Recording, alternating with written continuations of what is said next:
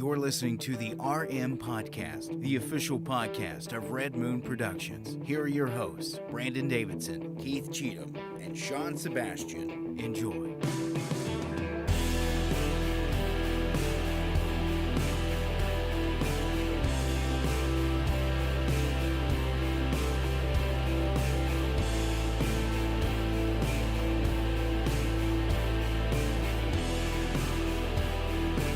Hello and welcome to another episode of the Red Moon Podcast. I am one of your hosts, Brandon Davidson, alongside our normal new host, Sean Sebastian, and Mr. Keith Cheatham. Starting out another week here on the Red Moon Podcast, lighting it up green.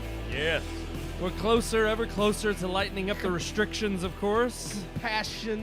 Compassion for the COVID. But we are kind of, well, things are starting to get back to normal a little bit. I mean, they're not, we're still waiting. Some of the restrictions are starting to lift across America in general, and then, of course, here we are in our home state slowly beginning to open back up. Yeah. Yeah. So, Yeah. I mean, you know, I here's the thing. Obviously, want everybody to stay safe out there, but I'm ready. I'm ready to just, you know, we've already got so much sad news in the world, and then one more piece of sad news that came that I really didn't want to hear about. Yeah. A great man of comedy passed away. Unfortunately, I did not. I completely forgot to include him in the headlines, and I meant to because of note. He's terrible. Mr. Jerry Stiller has passed of natural causes, not of coronavirus. Yeah. Yeah. I forget how old he was. How old was he? Was he in the It wasn't that early 90s or late 80s? I thought he was late 80s. I yeah, I think didn't think it it was was. late I didn't think it was 90s. But it's obviously a very sad day for comedy. He was, I think, I like he the was way. hilarious. I was yeah. like, Keith, I like the way you put it just before we came on here. Oh, it was 92. Oh, 92 92? years Wow, old. okay. Yeah. King of Queens, fantastic Yeah. role. He had so many more than that. Oh yeah, But that not was just just- King of Queens, Yeah, but no, yeah, that was honestly one of his later roles, I would Yeah. say. Yeah, he had a recurring character in Seinfeld. And he's been in a lot of Ben Stiller stuff, which of course that's his son. Zoolander, prominently. oh, Yeah, he yeah. was in Zoolander. He pretty was good. he had a role in Heavyweights. Yes. Oh, yes. Fantastic. I love But Heavyweights. what I love is you had spoke before we came on here. You were talking about how he's been more consistent over his career than Ben Stiller. more often than not yeah. find Jerry Stiller funnier, just I because I agree. felt like he was more consistent in his career. Because their styles of comedy are different. Yeah. Oh, Ben yeah. Stiller and Jerry Stiller had Yeah. very different styles of comedy, but I felt like Jerry Stiller was always consistent, whereas Ben Stiller's hit or miss. Sometimes I think Ben Stiller is absolutely hilarious, and other times I'm just like, eh. But yeah, some of the things that make him funny, though, is his age. It's just like, you're like, I can't believe an old man just said that. Yeah. You know, like, so Right. him being older and being that funny, like I sent you all that, you know, the GIF or whatever of him coming out and just be like, He's like, are you okay? Yeah, are you okay? Someone was screaming like a bitch. Yeah. It's just like, that's hilarious to hear some, 70-year-old man walk out of a room and say that. It's also the way he delivers it. Because when It I read is. that Yeah. GIF, I could hear it. Hear in his, him, yes. Because the way he has that dry Wait, delivery, do you all that's say perfect. GIF or GIF? I say GIF. I say GIF. I think of peanut butter. Yeah, or no. whatever you say. Well, I know GIF. it's I graphic. think it's I know it's GIF. graphic, so it should be GIF. But GIF. even the creator has said that he calls it GIF. So I'm like, if he calls it GIF, I have no All problem. right, I guess I'm going There you against go. him. It Yeah. caught me off. I immediately started thinking. I think of it's a peanut butter. tomato thing. It is. Yeah. You're Huh. right. I say tomato. Yeah. Yeah, Just you're kidding. lying. Well, I personally say tomato, but you know. Tomato? Nobody Some said that was tomato. okay though. Tomato. Nobody said that was a good. You Yeah. want a tomato? I've never heard that one. I've never called it a tomato. I just, Attack you of the know. Killer Tomatoes. Attack Crazy. of the killer tomatoes. No, but it's a sad passing in Hollywood, especially right now when we need comedy the most to lighten the mood. And truthfully, yes, he will be missed. And you're right; it was all 100% delivery, and I mean that's comedy. Well, to a I T. think that's also like old school comedians tend Yes. to have that a little bit of a different type of delivery too. Because I mean, that's one thing I love. And this is even older than Jerry said, but Bob Newhart. Yes. Well, they're Yeah. probably around the same. I was age, gonna so say, yeah. but even then, But I mean, Bob Les- Newhart, Leslie Nielsen. I love Bob Newhart. yes, Leslie Nielsen. was one Yes. that's just like the way he said it Yeah. is what Yes. made it funny. Yes. But well, and even Bob Newhart, I think of even just one of his later performances in Elf, classic. Oh, yeah. just delivery He in had, that movie. It was. He had a iconic. couple guest appearances throughout Big Bang Theory's run that were Oh, always yeah. the best Fantastic. episodes of Yeah. that series. So But obviously, to move on to Well, it's probably just as gloomy a topic as our movie that we're going to talk about Honestly, this week. the people we were just talking about are far more entertaining. Yeah. But we did review yet again another Best Picture nom. We're gonna keep reviewing them. No, I'm sorry, winner. Winner. Yeah. Unfortunately, We're gonna keep going down the Best Picture winner list. And It keep should have reviewing remained them. a nom. Yeah. Well, maybe it shouldn't have ever even really got a nom. True. Other than maybe technical fields, but I think that's also the thing is earlier Oscars didn't really have a lot of technical fields, so I guess that was their only way of But this is my review of Cimarron, and you can see for yourself what you think. The early years of any long-lasting institution are always fascinating to look back on. How something came to be, evolved over time, and became what it is today has a lot to say about society through the years. This is very clearly evident in the early years of film. As Red Moon continues reviewing each Best Picture winner, the evolution of film is on full display, and a commonality amongst the early Best Pictures is starting to become evident. As we venture forth, more and more early Best Picture winners offer plenty of scope, but only a few actually offer substance. This is sadly the case for the fourth Best Picture winner, 1931's Cimarron. Directed by Wesley Ruggles, Cimarron was the first Western to win Best Picture. With a story spanning 40 years from the Oklahoma land rush to the Great Depression, Cimarron set out to be an epic film, and audiences of the time were amazed. Unfortunately, Cimarron is one of those films that does not age well. Yes, its technical accomplishments, like many of the Best Picture winners before it, are mind-blowing for the time, but its story leaves a lot to be desired. While the film has a massive scale and high production value, it was RKO's most costly venture at the time, with a budget of $1.5 million in the midst of the Great Depression. Its story meanders and plods along, making little to no use of its massive Oklahoma setting. The story follows Yancey Cravett, played by Richard Dix, as he and his wife Sabra, portrayed by Irene Dunn, pack up their family and settle the wild Oklahoma territory during the land rush. Yancey, who is unable to stake his claim on the plot of land he initially aspired to own, instead decides to move into the town of Osage to help expand civilization throughout Oklahoma. The movie follows Yancey and Sabra's lives over 40 years as they help shape the American frontier. The movie, unfortunately, is a chore. The ideas, acting, and production are all there, creating a film with massive ambitions for its time, and while what it accomplished in 1931 is certainly impressive, one cannot get past how incredibly slow and boring the film is. Dix gives off a charming and energetic performance as the frontiersman yearning for adventure, and Dunn's performance as Sabra, the more grounded wife, is top-notch. However, the adventure Yancey yearns for never comes to pass, at least not in any tangible way on screen. We do get a few weak gunfights that are laughable, with actors shooting at nothing from the hip, yet still hitting their target. In fact, the most entertaining parts come when the film fails to pull off a feat. Yancey, while an energetic character, is hard to relate to.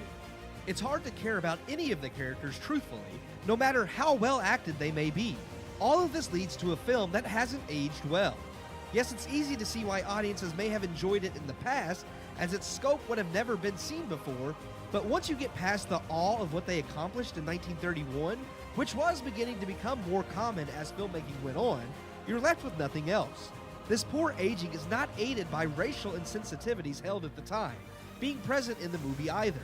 While these things were an unfortunate product of the time, and the film itself shouldn't be disregarded solely because of them, it does make for an uncomfortable watch in some situations, ultimately causing a film that was never going to age well to age even worse.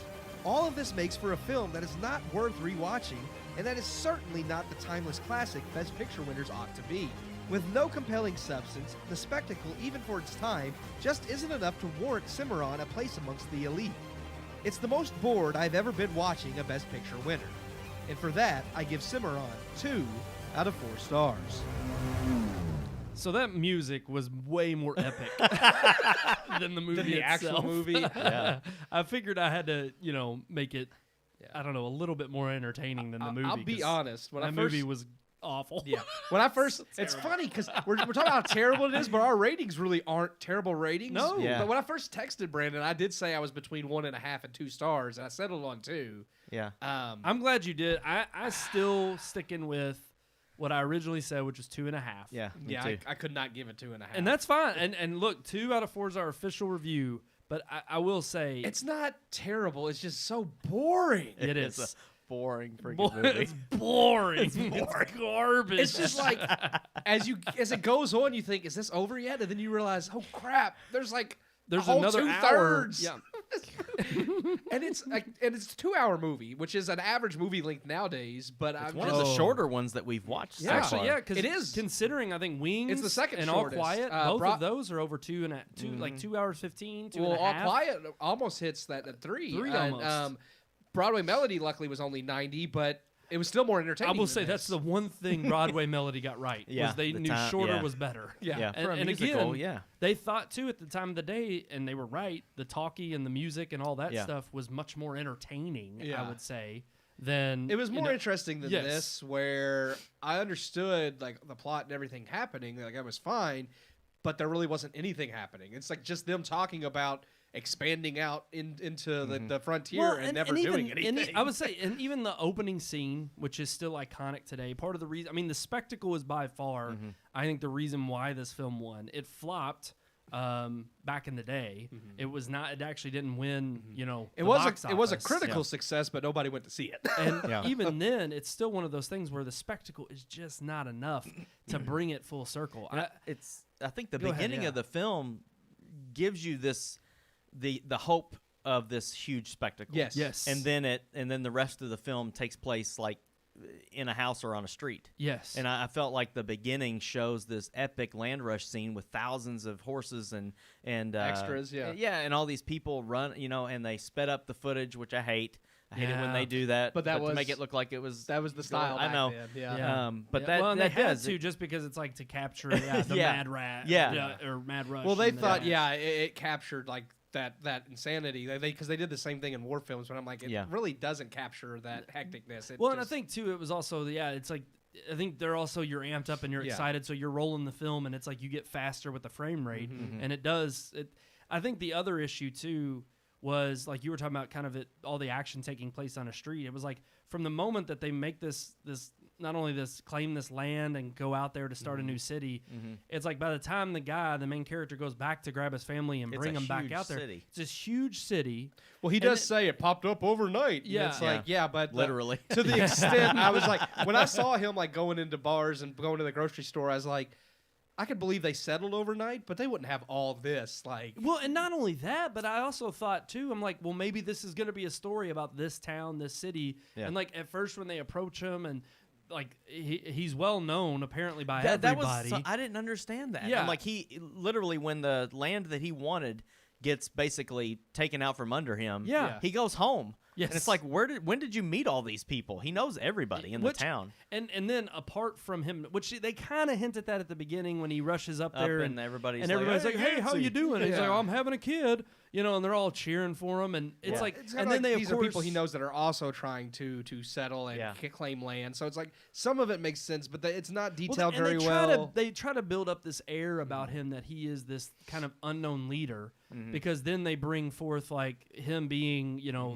they're like, hey, can you run our Sunday service? Yeah, they have him do the And I'm just service. like, well, that's kind of random, out of nowhere. I know it. the Lutheran, Methodist, Baptist, This- Pentecostal, Unitarian. Yeah. Unitarian, and Hebrew. And there were some funny, genuine Yeah. moments where I thought those were some kind of the moments like Yeah. early on where I was like, okay, maybe this is when it starts to pick up some steam. Yeah. Maybe it's finding its footing. No. Yet, and then it starts to meander. It goes from being focused on this big city that he just moved to making a name there for himself and kind of being their informal leader, Yeah. to then him wandering off and going off to claim new land and stake, and it does. It becomes the whole idea of like it being a frontier film. Yeah. And this guy is the one person who's now this pioneer. Yet it because it focuses on such these like little story beats that are scattered throughout this movie, it literally is like maybe 20 or 30 short stories tied into this 2.5 hour epic. I see and that, none of yeah. the stories are actually interesting enough to really warrant you to continue watching. Yeah. And it's just like they're not there's no meat there.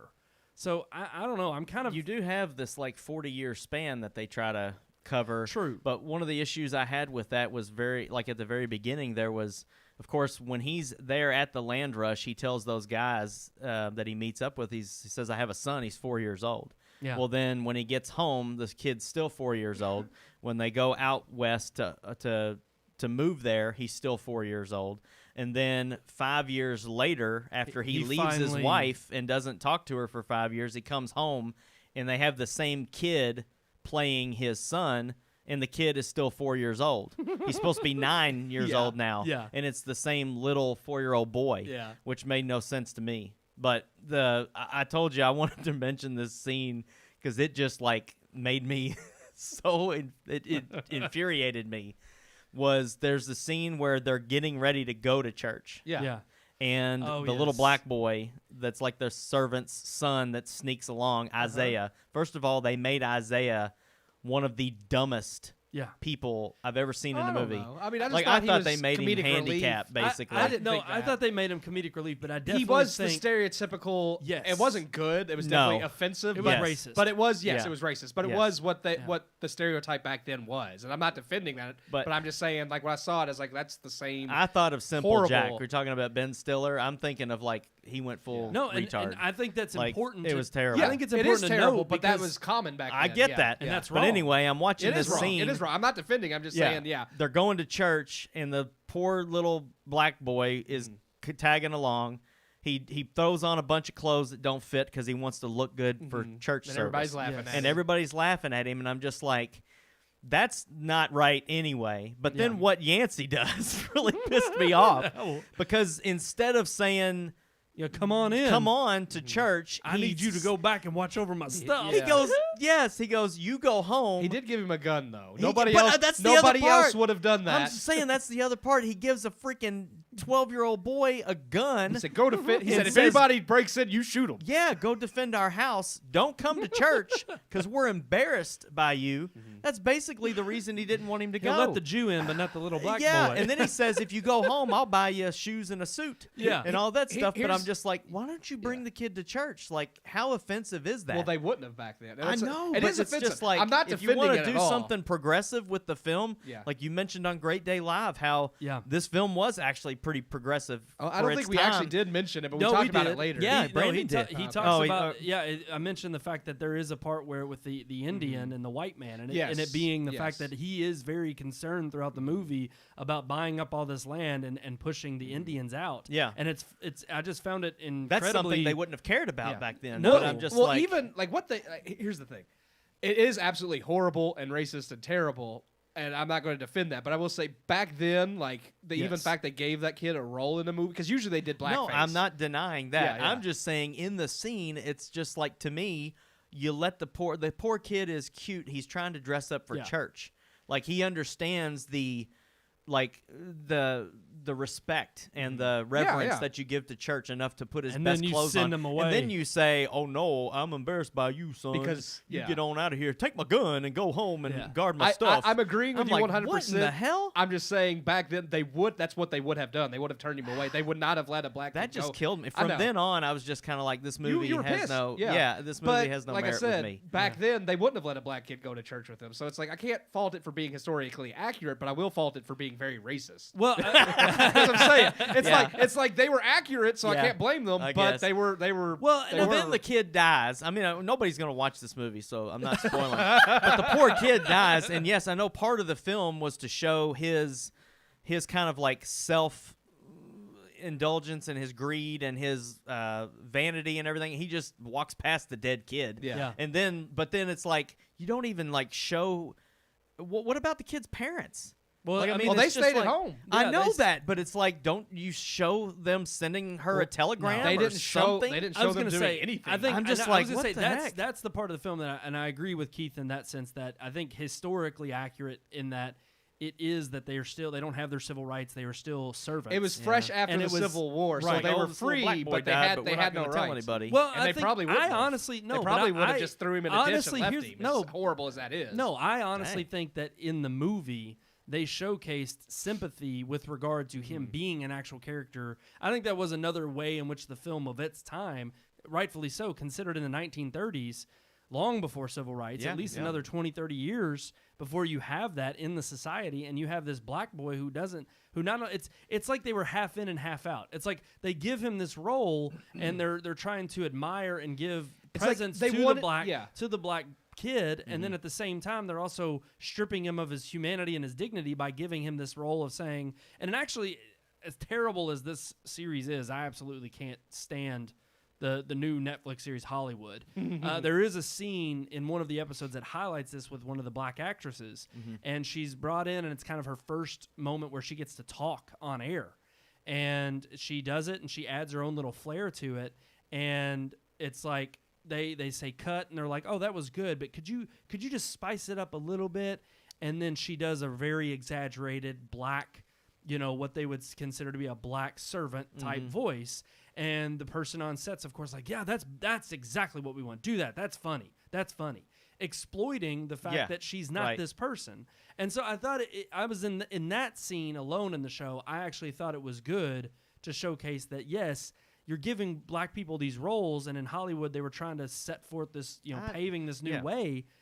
But at the same time, they were also slighting them by making them caricatures of black people. It's a problem. And Isaiah falls into that category. Oh, every time you see him, he's shining the shoes, and he's like, oh, yeah, I'm shining Well, shoes. heck, the very first scene in the movie, and he's waving the fan, on the white people. Yeah. And again, I don't fault it for being historically accurate. But it's horrible. I'm just, again, I'm not understanding, like, that scene and the kid's death and all this stuff, and I'm just like, to me, people watching it would have fallen a little bit in love with this character, Isaiah, enough that they would have said, you're not even going to tell the kid's parents? You're not even going to show them feeling remorseful about it? I mean, it shows him turn around and hold the body, and then it fades to black, and it's like, did they even care that this little black boy died? They might not have. That's the sad truth. I was going to say, I get the sense that they cared about him when they...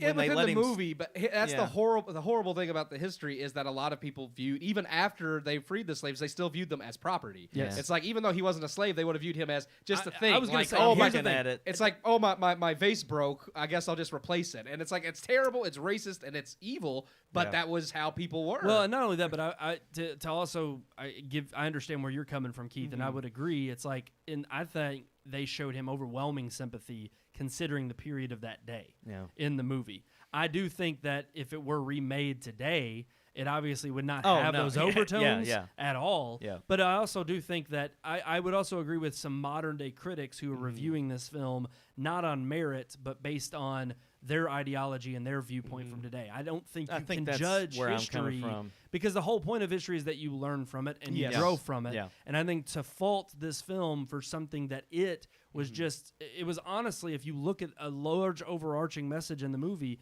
there were a lot of moments of progressive nature throughout in terms of I think what swept the nation. You in look terms through of their the history ideals. of cinema, and it really didn't get much better until the civil rights movements. I mean, the blackface was predominant. You have black minstrel shows were predominant. Yeah, black exploitation comes way later for black people to actually get to try to take back their culture. Yeah. And so I just, again, I do agree with you. I think Isaiah was a pivotal character who was done injustice, but that because of the history of the time, he was done injustice. Yes. Yeah. For me, the movie has far worse going for it. Oh, no. That's not the worst thing about the movie. That was just the one scene that when I got to that point, I was sickening, I was no longer at all wanting to finish the film. I finished it so that I could give you a star rating and have something to talk about. And I wouldn't fault you for that. But I was really out of it after that. It bothered me so bad. And I don't fault you for that, or anyone for that matter, because watching stuff like that is sickening to think, man, like that was okay back then, but it was. Of course, you've got the bad aim of every character that shoots in the film. Okay, that's completely unforgivable because that's not even accurate. Like they'll point, they always shot from the hip, and they would point to the right and shoot everything, no matter where. There could be a man standing on the left, they would shoot to the right. There could be a man standing on the roof, and they shoot down at the ground, and the bullet hits him. It's like it was the worst. It was bad for something that's going for this huge, like, epic Western vibe. And to try to get things authentic with the dirt roads and the wagons, and it showcased like people falling off their horses during that land rush and things like that. Those are things that would really happen. The horse fell and broke its leg. I need you to shoot it. Like that's probably stuff that really happened. But then to go like so off the rails with the details of the gunfights. It would and be I'm like, just like, what? It would be the like watching hell? Lord of the Rings, and every time Aragorn drew his sword, he was just like, and he killed everybody. Like, and then he still managed to kill everybody. That's like what it was watching. Yes. It wasn't even as good as pew pew. It was just, he just, I don't know if you can see the hit. He's just like, pow. Yeah, Pow. that's terrible. I'm like, what is this? It was one of the worst westerns I've ever seen. I would by even far. say, I guess, to classify, I don't think this even classifies as a Western. To clarify, I don't think That's true. I don't think you can put it. Yes, it takes place out in Oh, the no, West, it's- but it is not a That is Western. the genre given Yeah. to it, but yeah, I know. I disagree. I just don't think it was. Just because you set your movie in 1800s Oklahoma doesn't automatically make it a Western. Western. Yeah, it becomes a Western for the first 5 minutes, and then it's not anymore. Yeah. and that's it. I mean, they So- had shootouts. Yeah. Oh gosh, they tried. All right, guys, I think we're ready to move on. I agree. 2 out of 4 stars. You can definitely skip Cimarron. Yes. The fourth Yeah, best picture yeah. winner. I just would not give it the time. I of said it. day. I guess just I said it wouldn't. in my review. It feels like I think the trend we've noticed so far with the early Best Picture winners are tons of scope, no substance, and then of course, like I said, that as we get later around the 7th Academy Awards, it changes to tons of substance with a more limited scope. But then of course, by the time you get to the 12th with Gone with the Wind, you have scope and substance. There we so go. it is interesting to see this evolution. But It's true. I don't know. I agree, but I disagree on Yeah. the fact that All Quiet, I think, has scope. Oh, and yeah, substance. it does. But it It was has it- way more than this. But it's that's, also again, kind of the it's- exception. Like Yeah. if we look at all of the, True. I mean, and to be fair, I mean, Wings kind of had both, but it was also the very early. It wasn't as finessed or Well, as subtle. And I also think It didn't have any too, subtlety, really. and I also think, and we'll see. I think we've only done 4. We've done Yeah. 4 Best Picture winners. The first 4. It's gonna be interesting. Like I, said, I think we'll see a bigger No, trend. I'm but actually let's see I'm how kind of grateful for the way coronavirus has affected Our us reviews, because yeah. I like doing this. I Yeah. like saying, I've never seen many of these films. Yeah. All Quiet I had seen years ago in Yeah. school, but I hadn't seen it since high school. I've seen Wings. So- I've seen All Quiet, but other than those two, up until we get to Gone with the Wind, I haven't seen any Yeah. of them. Yeah, So and it's interesting. I'm reading a little bit here and there, doing a little bit of research to get Yeah. prepared, and yet I don't want to spoil anything, and I don't want to the read next reviews. one seems interesting. But it seems like they are varied in terms of what they went for. But I'm also looking up what they were up against. Yeah. and I mean I kind of want to revisit. Well, it's hard when you some haven't of those seen films. all of the Yeah. nominees Yeah. either. Yeah. Because I haven't seen anything that these movies were competing with. Yeah, I mean that's the thing. We're just doing a cold review of that movie itself, but we really don't know if it was the best picture for that year until we watch all of them. Cimarron was the best So- movie that released in 1931. It must I'm have been a sorry for that sad year. But I don't know It's a because sad year we've to had other movies grow up.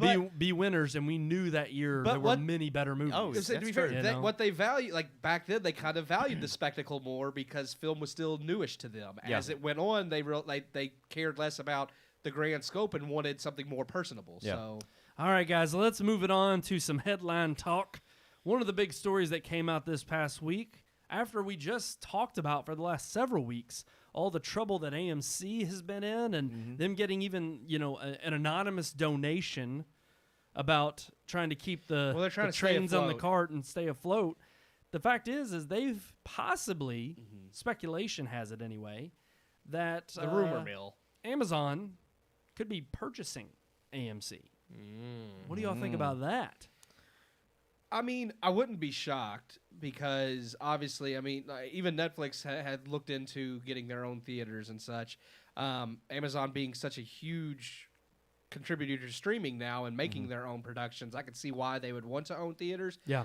But outside of that, like I said, I believe that could be a possibility, but at the same time, I also don't believe it's going to happen. It's kind of like the rumors about when Corona first happened. It's like, could Apple buy Disney? It's like, yeah, they could. Right. Are they realistically going to? I No. don't think Yeah. so. To no. me, it makes me wonder if these kind of rumors get started just to help the stock prices go They up. could. Because you notice that's one of the Oh, things. yeah. All the articles are saying that AMC's stock Soared. surged. Yeah. Yeah, just from the mere rumor just of it. from the rumor of it, and that's why I'm kind of like, well, they're about to go bankrupt. So now some rumor comes out and their stock goes Well, through and the that's roof. the bigger question. and Where it's did like, the speculation come from? Well, that's I don't know. Did it come from the fact that I mean, apparently the Somebody word at was, AMC is like, man, our stock's tanking. Tell somebody that Amazon's Right. trying to buy us. right?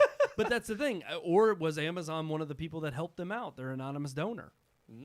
Could It that could have been be. the case? We don't know. But also, their the speculation was saying that this happened months ago, that Amazon was interested, but then they, the deal apparently soured and is no longer on the table. So this was something of old. Well, then you also have the problem that you mentioned before the show, that the interesting thing is I can understand why Amazon would want to, but are they even legally allowed to? Because you had mentioned that production companies aren't allowed to own theater chains because then they could basically make a monopoly out of, we're going to make these movies and only show these movies or discredit the, like, it's very it becomes a murky terrain when a production company's owning the theaters and deciding what movies can and can't be shown in that theater chain. Yeah. So with Amazon being a production company, Amazon. They're like an animal. Yeah. But with them obviously being a production company and making their own movies, are they even legally allowed to own a theater chain? And that's where obviously, I think something would have to be far further along in the process of this actually becoming a deal that were cemented before lawyers would step in. It would be like the Disney-Fox merger where you had to have people make sure, this is not a monopoly, it's okay. It'd be the same thing where they would have to say, okay, it's okay if Amazon owns a theater chain, or no, it's not because of how much content they produce. We don't know. Right. Yep. And I honestly don't think it would be... I don't think it would be as simple as just buying AMC, like the theater chain, because you have all these movies that the movie theater shows, all these production companies that are involved.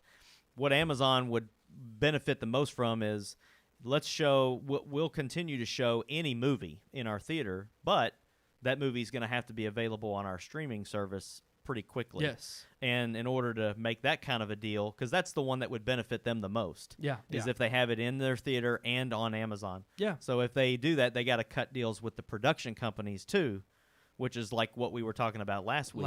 And so I just don't see this. I very well think they could. I mean, to me, the biggest thing is would, kind of like what Keith was saying with the production company, is it based on how much they produce? Yeah. Does it come down to, are they producing enough that it wouldn't warrant, a threat to other movie theaters, considering they are a production company? Mm-hmm. Is it going to be one of those things where it's just kind of written that, if you do make this purchase, you still have to make your movies available to other theater chains should they want them, and you can't price cap? I don't know. I don't know what kind of laws would be written in the deal, but at the end of the day, I don't even know if this is in AMC's interest. I know it's in Amazon's interest because, it may be in AMC in terms of, they're on rocky waters, they're hard times, and they want, it's a way to stay afloat. It's a way to actually save the business, save their shareholders. But I think even for Amazon, it would be way more beneficial to have a theater chain nationwide where you could exclusively launch a film, and you launch it in your theaters, and you have to go to a now Amazon theater to actually watch that movie. That would be huge. And I think that's precisely why something like this would be so iffy. It's interesting, and me personally, I don't want to see AMC go under. I have a Stubbs membership, and I want to keep it. Right. But I don't think it would. No, I don't think it would either. But we've had that discussion. Yeah. But it's one of those things where when you keep hearing about how rocky AMC is, and you hear someone like Amazon, you think immediately, well, Amazon's got enough money and is powerful enough that they'll make sure, like the AMC will definitely stay afloat if they buy it. Yeah. So in that mindset, I'm like, well, at least AMC will be saved. But then at the same time, it's like, but what are the ramifications, and is it really a good deal for either one? Use your Stubbs to go see an Amazon movie. That's right, yeah. And I don't want that. Yeah. See, and I don't know if they would be that harsh, because I think it would just undercut too many consumers. Yeah, they don't want to alienate people. And I do think that they would try to keep things kind of running the way they are. I just think they're looking long-term at, this could easily be a situation where we can have our exclusive films premiere. Heck, they could even cut deals to where you want to go see our movie in the theater instead of watching it home. Well, guess what? You can, and we're going to make it cheaper in terms of the ticket price than the other movies that are in our theater, because they are the ones that own the theater chain. They know that you may be there to see something else that's a big blockbuster. They could premiere a movie in the theater and on streaming at the same time, and nobody could really say anything to them about it because it's they own the theater chain. Exactly, and they're the distributor. Yeah. So I do think that there stands to be, this could easily be a viable option for both AMC and Amazon. With it being speculation, let's just say we saw how long the deal between Disney and Fox took when it was cemented and it was finalized. And yet, I think we're years away from this becoming the case, even if they are talking. I think we're still See, at we least had 2 years away. I say we had almost a good 2-year gap between the time rumors about Disney and Fox started and the time it actually officially Happened. went through. So there Yeah. was you're right, about 2 years. So it would be a long adventure if it happened. So I don't know. It's interesting. It's interesting. I honestly I don't know that I like it personally because I had this idea and I wanted Red Moon to be the first. But truthfully, I think it's ingenious. On Everybody Amazon's keeps part. stealing Brandon's They ideas. do. They and he's all not happy steal with my it. ideas, and I hate it. It ticks me off. They have great I don't know ideas. if you all have read this yet or not, but this was just put out about 4 hours ago. But it says that AMC Theaters stock has jumped up because of this rumor. But before AMC Theaters was even part of the rumor originated that Amazon was looking to purchase AMC Network. And their Oh. stock went up 12% as soon as that was started rumored. But then They realized it was not the network. It then was a couple of theater days chain. ago, Okay. they changed. They said, well, now we think it's AMC Theaters that they were in talks with. And then their okay. stock jumped. So we don't, at this point, So- we don't even know which AMC. Yeah, It because they're could- two different companies. Right. Yeah. We don't even know which one it's Yeah. talking about. Basically, if you name your company AMC, it'll have good stock right now. Right. Right. So officially, we are changing Red Moon RMP to AMC. AMC.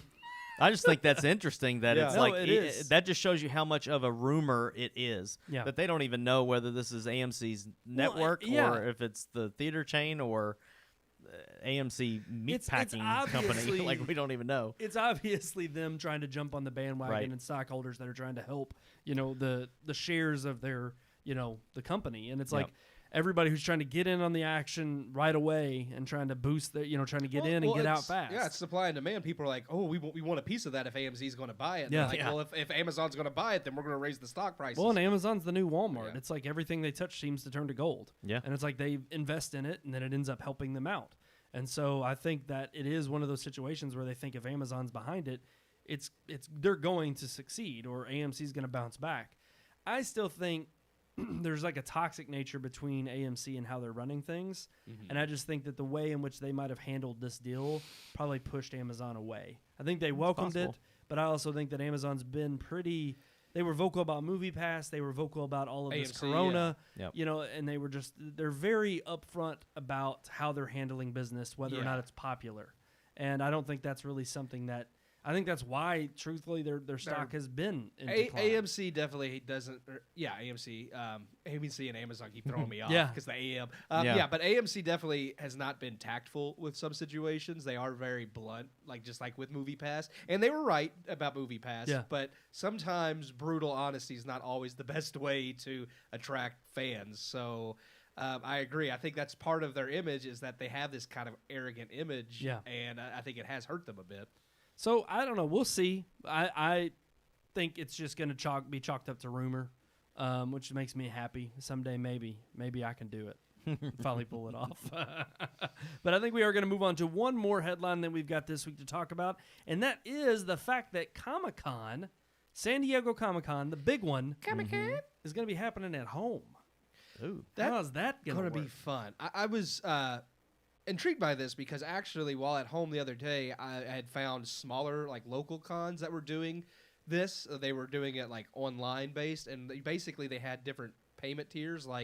I noticed one was for The Nightmare Before Christmas because I have family, a sister and nephew are very fond of that movie, and they had a panel with the main two voice actors, the guy that does Oogie Boogie and the guy that did Jack. Yeah. And basically you could pay to watch the panel, and then there was a second tier where you could pay to watch the panel and do a Q&A, and then there was a third tier where you got to see the panel, the Q&A, and a private one-on-one session with one of the actors, just you. Wow. through the video. Wow. So if Comic-Con, awesome. and this was just a local, cheaper event. If Comic-Con does something serious, similar, they're going to make because they're going to charge a whole Well, lot. not only Yeah. that, but Yeah. I could see a cheaper, smaller event working in a smaller town where you have the ability to To do outsource that? I don't see how in the world It's you gonna could be have very something difficult. massive and pay for individual. I mean, unless you have a chat room that's like for 10 minutes and then you just click on and boom, move. Well, you're going to need a lot of servers. You're going to need a lot of tech people making sure those servers stay active and that the cams are going.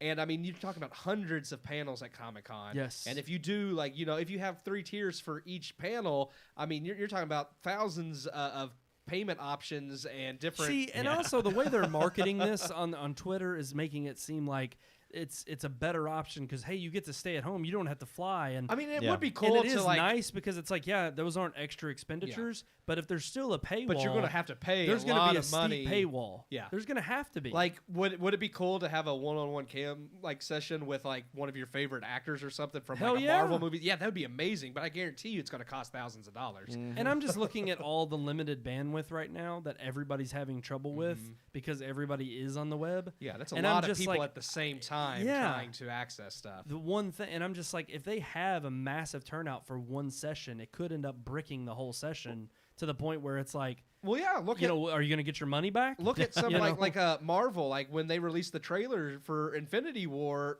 it crashed. Yeah. I mean, as soon as so many people were trying to view it, could you imagine that many people wanting to try a one-on-one session with somebody, then the servers crash and all that money?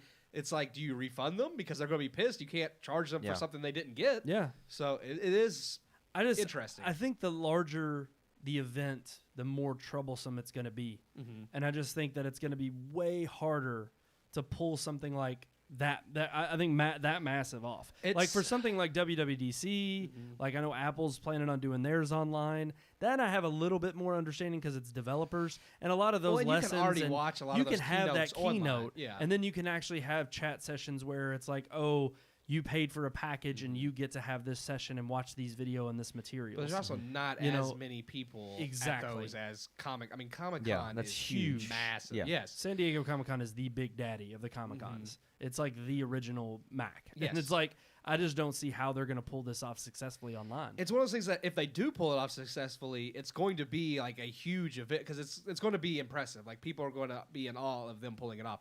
But if it goes sour, it could be like Fyre Fest, where it's just this huge. Yes, it's going to be where you're going to have all these nerds raging because they paid thousands of dollars and it's not working. Yeah. So they're just going to be ticked off. So it is. I mean, it'll be intriguing to see how they make it work if they can. Yeah, I agree. I don't know. Sean, do you think that this can be pulled off successfully? I don't know, but there's just so little known about it right now. In fact, I mean, what I'm reading right now says other than the teaser that they put out, nothing at all is known about this. We don't even know how they're going to do it. I don't even know. It could just be one streamed event where you don't get to participate in any way. Yeah. Right. And you just pay to watch the panels. Right. Yeah. I have no idea at this point. So I mean, I honestly think E3 made the right choice because they've been dwindling anyway. And with the loss of Sony presser and the Xbox, the Microsoft presser, Nintendo having their event. They haven't done one in years. They basically knew that they were just like, oh yeah, COVID. That's why we're pulling it. That's the reason why. All they really get are software developers now. Yeah. But I think to me, it's like because all of these other companies know the way in which you can get your information out there, and if you really have your fans who are, it's like just release the trailer on YouTube. Yeah. It's like, and for me, that's kind of what Comic-Con can be. But it's always much more than just a sizzle reel. It's you having panels that come out and you have that interaction. And I just don't see how they're going to be able to pull that off effectively, anybody in the social distancing way. I just don't anybody get that. Can have their own, because Disney and Marvel and Star Wars, they do it kind of. They do have Comic-Con events, but they have this usually on May the 4th they have Star Wars Celebration where they announce major Star Wars news. They have Marvel events where they announce major Marvel news. So anybody can make their own panel and announce news without Comic-Con. The appeal of Comic-Con, like you said, is all these people together dressed up as certain characters, interacting with the actors and people that make these movies, getting autographs, buying commemorative rare figures. Like it's those interactions that you can't really do online that's going to make you wonder like if it'll even be a success. There's going to have to be a unique way for them, and other than just the paywall of you get this level of access, there's going to have to still be some kind of unique. I mean, we had talked about, I think earlier before we ever came in, here when we were just chilling about what was the thing that they're doing? It was a charity that Chris Pratt is doing. Oh, yeah, where he's raffling off 2 spots in the next Jurassic World movie to be eaten by dinosaurs. So you can be in the movie, you get he says you get immortalized by being eaten alive by a dinosaur. Yeah. But so you get to be in the film, and the money is going to a different charity. Yes. And I can't remember exactly which one it is. It's not a coronavirus thing. It is something I'm pretty sure that's to do with the military or servicemen and women. But I mean, he said it was like he was looking at like 200 and something thousand is what it was going to get to. Like at 250, if someone donated 250 grand, they would immediately get the 2 spots. But he was trying to get people to like bid on the spots. But you and a friend or you and a family member. But see, even if they did something along the lines of offering, I mean, Bill and Ted's next movie, they're doing some kind of contest where they'll put you in the film if you tape yourself rocking out, and I'm assuming they'll have an editorial process where you can go through and select. Oh, do you have the? Yeah, I was reading through this because it's called the All In Challenge, but it's to raise money to help alleviate food insecurity caused by COVID-19. Oh, it is for COVID. Okay, so far they've Chris raised Pratt's part. Yeah. Oh, so okay. far they've raised more than $26 million for No Kid Hungry, America's Food Fund, Feeding America, Meals on Wheels, and World. So it's basically to help feed hungry kids. Oh, the All In Challenge. He mentioned something about his cousin or brother or something being in the military, and that these people needed.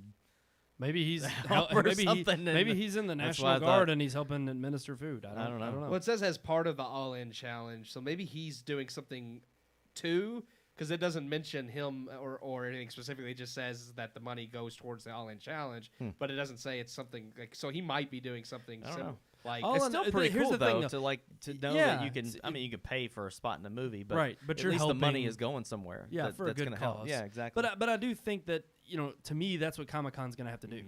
They're going to have to offer something along the lines of whatever that paywall is, other than just one-on-one time, which may not be conceivable depending on how many people meet it. Yeah. It's like, to me. Well, I didn't think we're such a big event that they would go that route, because it would be very high. That's millions of people with one on, like, they're not, Unless they have some way to mute people's microphone and unmute them at their own, and say, you get into this queue and there's 50 of you and then you each get a question or something. Yeah. Maybe that would work, or maybe it would be something. They could do it like a Twitter or Reddit feed where, like, people post their question online and they just randomly pull one. True. Smack my mic. Randomly pull a question and be like, well, we're going to answer this question. Yeah. But I don't know. They're going to have to do something interesting to make it work and for it to be successful, other than just, here's a panel that really we're going to have, choppy footage because of this extreme taxing on our systems of bandwidth, or the fact that it's like there's really no way for, you can't just randomly, tweet questions, and it could be thousands of questions that are updating every second. I just thought of another issue. Every year, you have, like, because they release the newest they premiere trailers at Comic-Con. Yep. And they try to keep people from recording them, but of course someone always sneaks in a cam, and you get these you're gonna have trailers. Video recorded. Yeah. It's like they only are up for a couple days before they get taken down, but it's a lot easier to screen record than to sneak in a camcorder. So any trailer they premiere, people can rip off of their computer a lot easier and post online, much better quality than other Comic-Con leaked trailers. So that'll be interesting. And it's going to be very interesting. I don't know. I'm interested because this is the first big, huge convention that I've heard that is going to continue with, their outlook on saying, we're going to do it. We're going to have it. So I'm very interested to see how this plays out. We'll be paying close attention. All right, guys, I think that's going to do it for our topics of the week. But do y'all know what time it is? No. What time is it? 9:48. Oh man, we gotta get going. We gotta go. It is our unique weekly segment time. Ooh. It's story time, where the podcast members tell their stories. Story time. Oh wow, that was beautiful. That's that music. It just gets you just happy. makes you want to bounce. Just get you jolly. It's like, I'm enjoying myself. It sounded like something from Winnie the Pooh. Yeah. That's kind of, not specifically Winnie the Pooh, but that was the kind of the sound I was going for. So really, wow, that goofy that goofy Disney afternoon type. Hi, guys.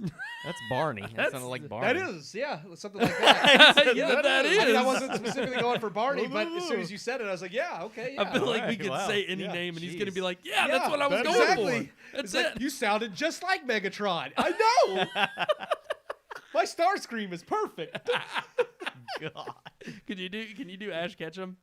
Yeah. It's like they're all the same voice. It's like I caught a Pokemon. You gotta do the volcano badge. Oh, do it. What do you mean? The volcano badge. I I won the volcano badge. It's like you don't sound I sound just like him. No. Yeah. I've seen that actress do his voice. Oh yeah? She actually does his voice, his mom, and like there's like 2 other Pokemon she voices.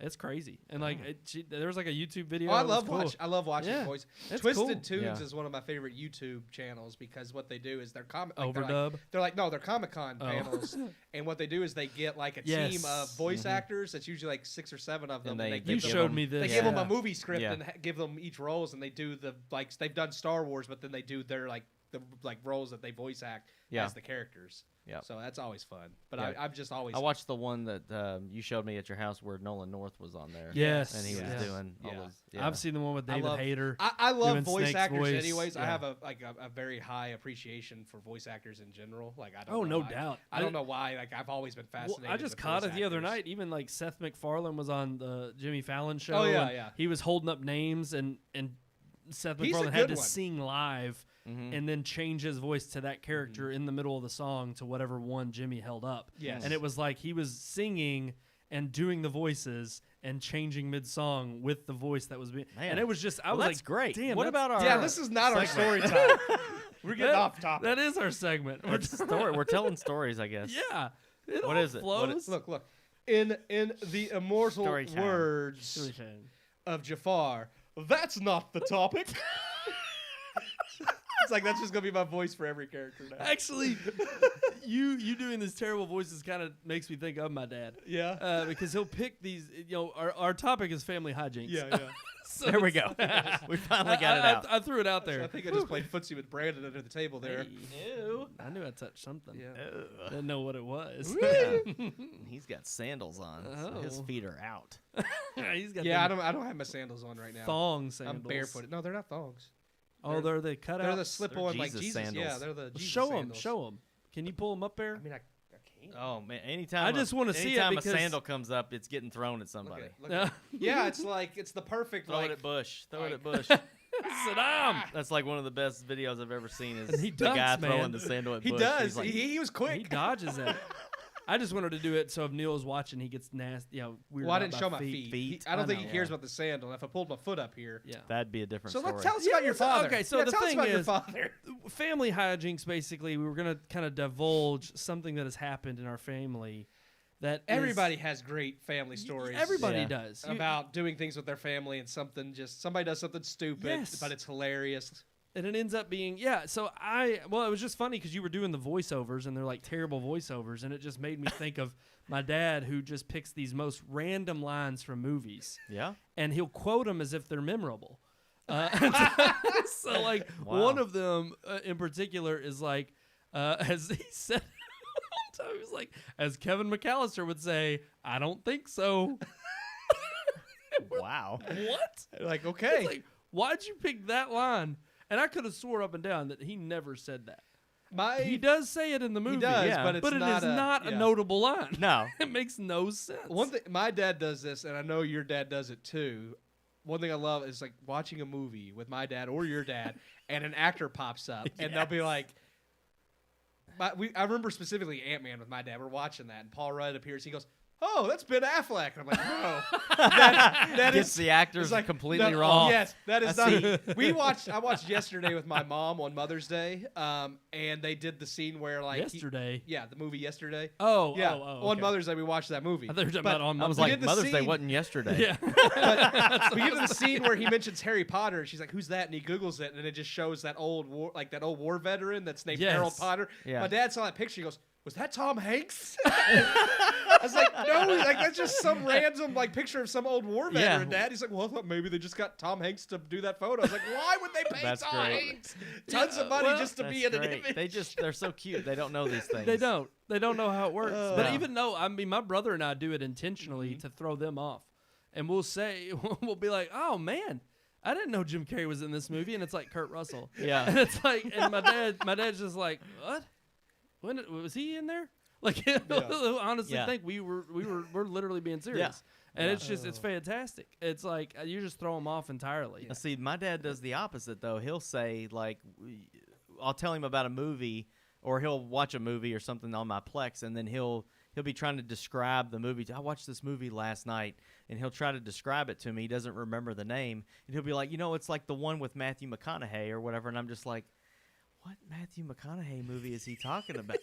And then when he finally tells me, I'm just like, that wasn't Matthew McConaughey. Yeah. Like it's just like I don't know where he come up with where these names or whatever, and it's so off. Like it's not even close. It's never actually close. Like there's sometimes where I could see, them actors are like they have a similar look or their names are similar. It's always someone that's nothing like the actual actor. Yeah, no, I love it. It's fantastic to play it on them. Oh, it is fun. My dad that's honestly he was my inspiration for this. I came up with this topic because my dad is always. He can be an impatient man sometimes when we're doing projects, and he's always trying to like do things in a manner like to get it done the right way, but speed it up. And we went and borrowed a tiller from my uncle, but it wasn't strong enough to actually break the ground in my backyard because the back behind my garage was just messed up. Like part of it wasn't just the garden. We tilled it to level it out, and then I also put a garden in. So we actually had to go to Home Depot and rent. We got a pretty good heavy duty. I mean, it was a nice tiller. I mean, this thing would have broken anything. Mm-hmm. But even still, as nice as it was, like the best tiller you could get, it was still not good enough for my father, who putting it through its paces. There is a bar like that keeps it stable that like goes in the ground. Holds it, yeah. And if it kind of takes off on you, you push down, and that bar digs deeper into the ground and keeps it from taking off. The problem is it only allows the tills to go so far into the earth. Yeah. And my dad, I'm using it and I'm thinking, okay, we break up the top layer and then we just go over it 2 or 3 times and that'll till it up. My dad wants to till this thing all in one go. So he takes the bar completely out of this thing so that the tills go completely in the earth. And then it has like the power, like just like a lawnmower where you hold down the bar and it has the self-propelled. So it's self-propelled with the front wheels, and now has the tills completely in the earth, churning and pulling it forward as well. Mm-hmm. My father, who, first of all, because it was a comedy of errors, first thing he does before he starts it, steps on this rake he left laying in the ground. It comes straight up, smacks him in the face. Oh, wow. Oh, no. Like, it looked like the Three Stooges. No. And we're all laughing. He even laughed. And it's one of those things where it's like, you want to make sure he's okay, but, like, you knew he was fine, and he was laughing. He got smacked in the face. I'm sorry, Ron. So, yes. So, after that, he goes to use this tiller. It gets like a clod of dirt, and he's trying to adjust the height. So he puts it in neutral. Doesn't turn it off. He just puts it in neutral. Lifts the thing up. Goes to stick his hand under there to pull the dirt out. Oh my gosh! And my mom and sister Seam start freaking out. My mom's like, "Don't put your hand in there." He said, "It's in neutral." Well, what if it? My mom goes, "Well, what if it slips out of neutral? You're going to lose a hand." So he turns it off. Does all that. Finally takes the bar completely off because he's impatient with having to go over it more than once. Starts it back up, puts this thing in the ground, and it launches. It takes off. It drags him.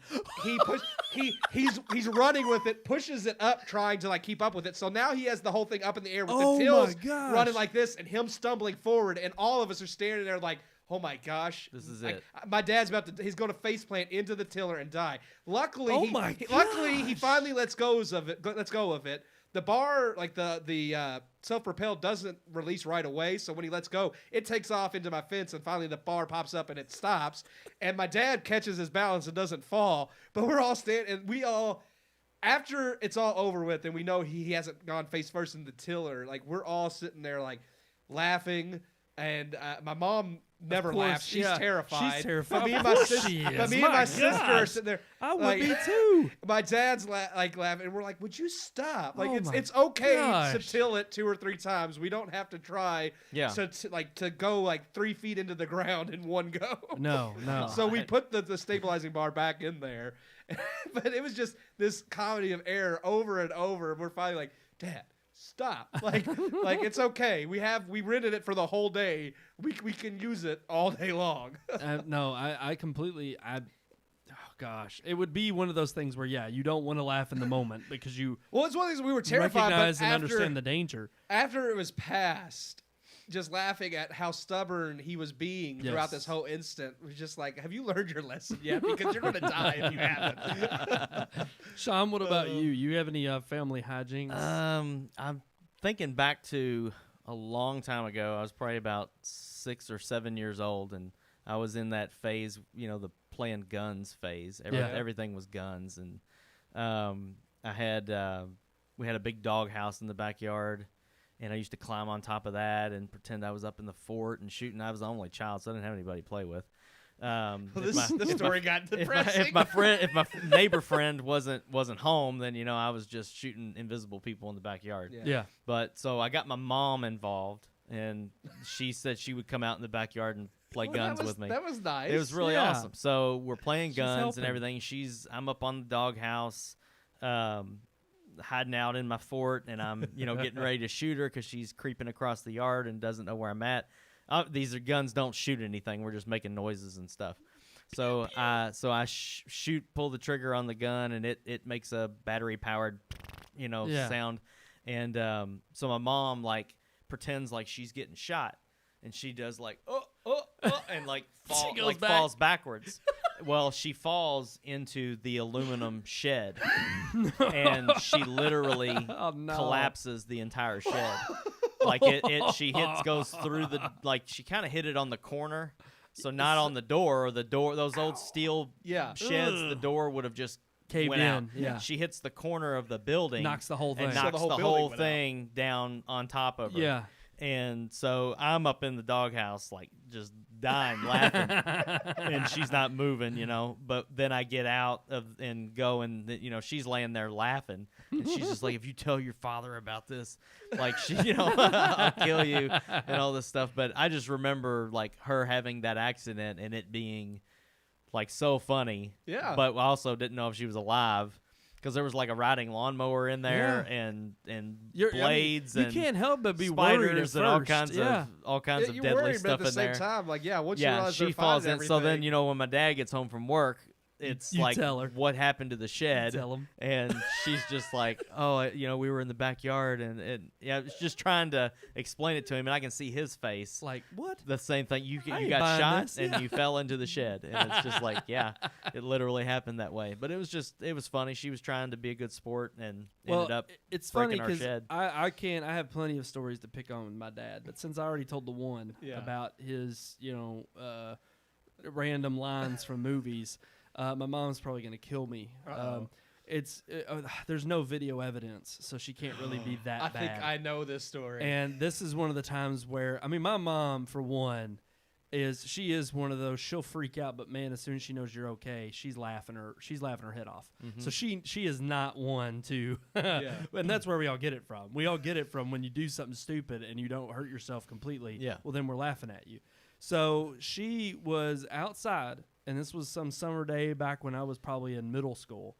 And we were all out there, me, my dad, my sister was home from college. Chip, I think, was at work, and my mom was out there.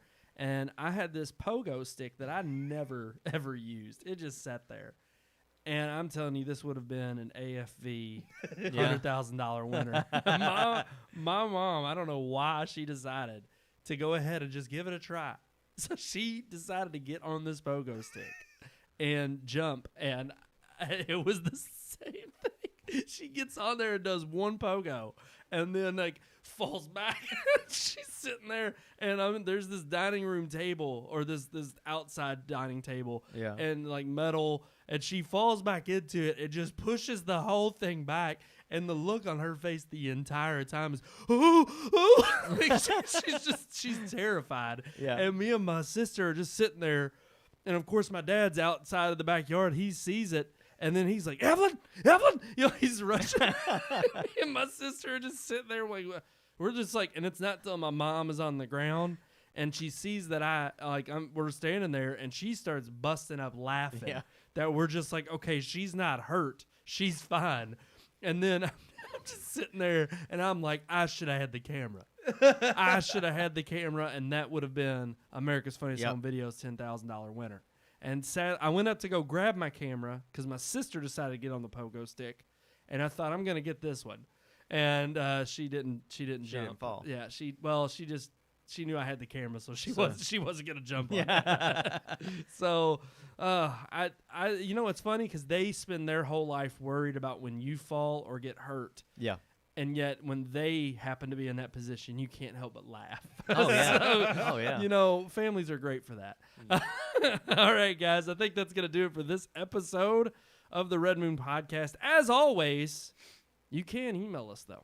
Mm-hmm. That's right, guys. We want some love, too. Where? I'm going to tell you where. Okay. It's right there at the bottom of your screen. That started not coming out very well. Where do you want that love? Where do you want to spray it all over your screen? Oh. Where do you want your love? Can you say our email in a voice? Yeah. Some kind of voice? It's going to be the same voice. No, I want a different voice. No, they're all the same now. It's like RMPodcast at redmoonproductions.com. He sounds like that clown in freaking Problem Child. Oh, and he like shows up and they punch him in the face. That's what he sounds like. God, talk about a movie that I haven't seen in a long time. Any of those movies in forever. I love freaking John Ritter. He's like, it's okay, sir. He got me in the prune. So good. That's right, guys. RMPodcast at redmoonproductions.com. Email us right there. Every Tuesday night, live, 9 p.m. Eastern, right here on YouTube and Facebook. And also, just want to throw it out there, we are still doing Quarantine Drive-In on Thursdays. Haven't selected our film yet. I think that's what we're going to kind of convene.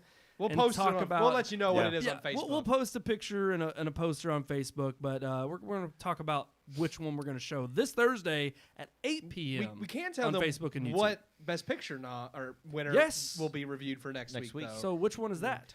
The Grand Hotel? Grand Hotel. Okay, I wanted to make sure. I couldn't remember if it was hotel or motel. I was like, I'm positive it's hotel. But there's no Grand Motel. Yes. No. Well, that's what I was thinking. It's like, surely nobody would ever make a movie about... The only motel we've ever seen in film was the Bates Motel. Yeah. And I think that wrote off Grand any Budapest. motel. Yeah. That was hotel, though.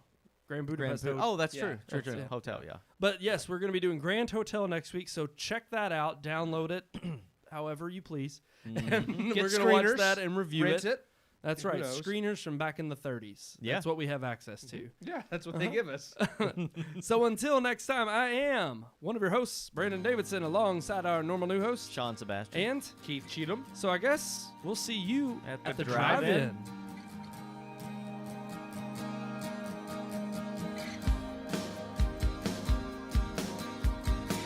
We hope you enjoyed this week's episode. For more reviews, previous podcast shows, and everything Red Moon, visit our website, redmoonproductions.com. You can also like us on Facebook or follow us on Twitter by searching for Red Moon Productions, LLC.